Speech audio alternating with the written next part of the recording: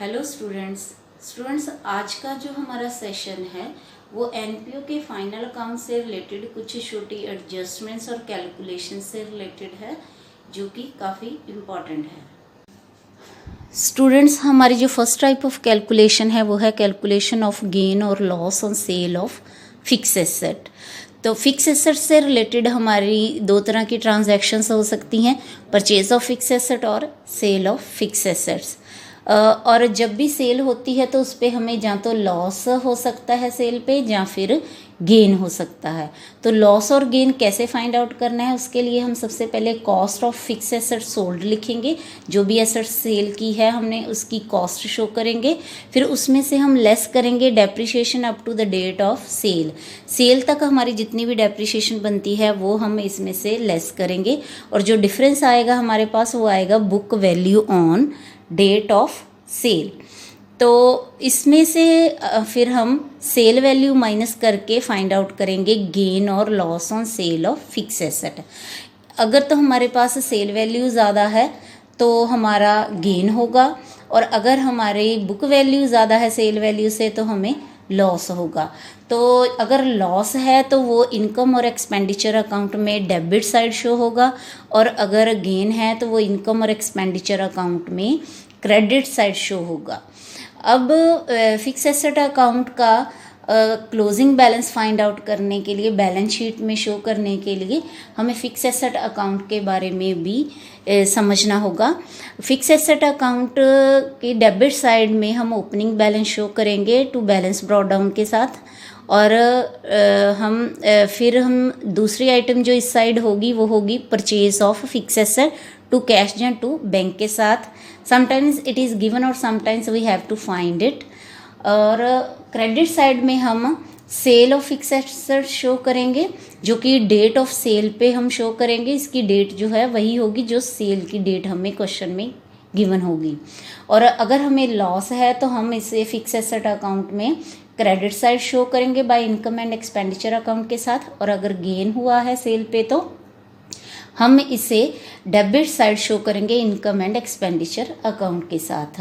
और फिर date of cell पे ही हम सोल्ड हिस्से की जितनी भी डेप्रिसिएशन हमारे पास हमने कैलकुलेट की है उसको शो करेंगे by income and expenditure account के साथ। और क्लोजिंग डेट पे हम जो हमारा रिमेनिंग पोर्शन है फिक्स एसेट का उस पर जितनी भी डेप्रिसिएशन बनती है वो शो करेंगे। और इसी तरह हम इसका balancing figure closing balance find out कर लेंगे। Sometimes it is given, if it is given then purchase of fix asset we find in balancing figure.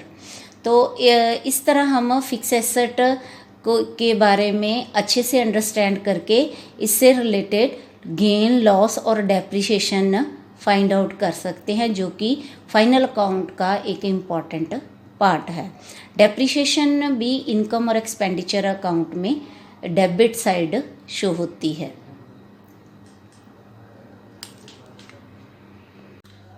जो सेकंड हमारी मोस्ट इम्पॉर्टेंट एडजस्टमेंट या कैलकुलेशन है बच्चे वो है amount of expenses to be debited to income and expenditure account.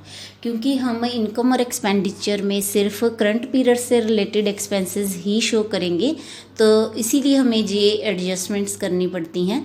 तो हम शुरू करेंगे amount paid for expenses during the year.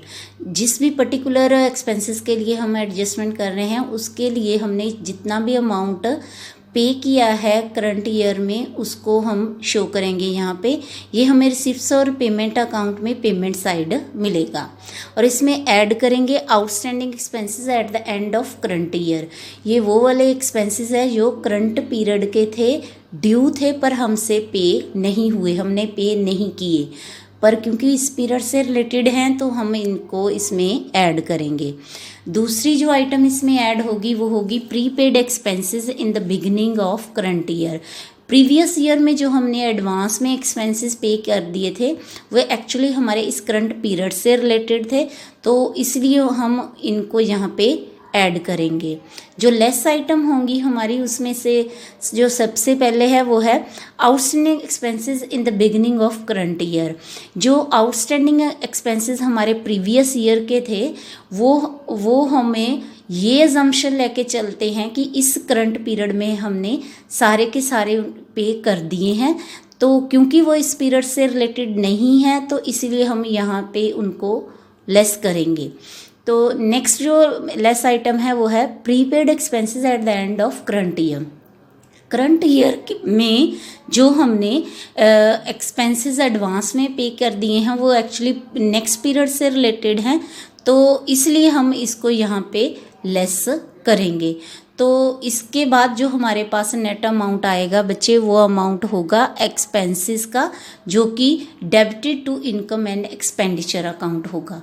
मतलब इनकम और एक्सपेंडिचर अकाउंट में ये जो नेट बैलेंस आएगा, नेट अमाउंट आएगा, उसको हम डेबिट करेंगे।